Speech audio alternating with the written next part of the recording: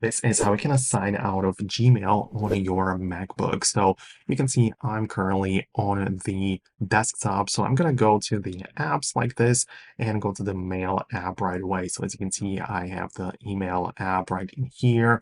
I have some emails, right? But what I need to do right now is go to the top left portion of my screen like this. And I need to click on the Mail section right in the top left corner. And from those, I can go to the settings, but even better, I can go to the accounts.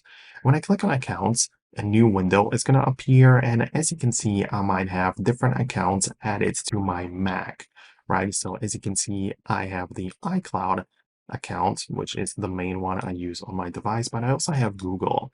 And if you have like the Google account added in there and you want to sign out of it, you can either disable it for your mail in there. So you want to disable this toggle, or you can as well click on a delete account, which means that it's going to ask you if you are sure about it. So I'm going to click on OK. And now the account has been deleted. Of course, deleted only from the Mac. It still exists. You can re-enable it or re-sign back to it if you click on add account and click on Google in there, and you can of course re-sign back in. But the point is that this is how you can delete or sign out of your Gmail on the Mac computer. If you have some more thoughts or questions, leave them below in the comments. I'm going to wrap up the video right now. Subscribe for more, and I'll see you later in future uploads.